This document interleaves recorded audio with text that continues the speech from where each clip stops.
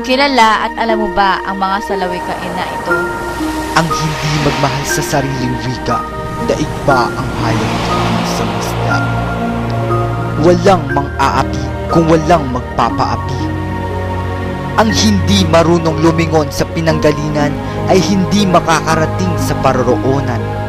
Ang kabataan ang pag-asa ng bayan. Ako ay isa sa pag-asa ng bayan.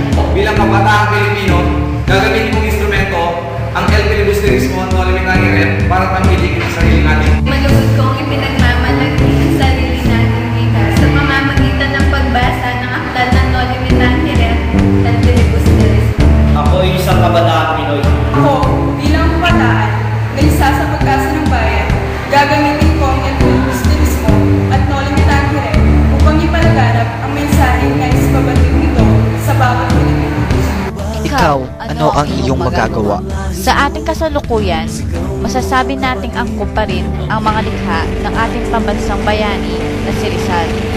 Sa sitwasyon natin ngayon, kailangan nating may pabatid sa ating mga kabataan at sa mga Pilipino na dapat mahalin at pahalagahan ang ating wika.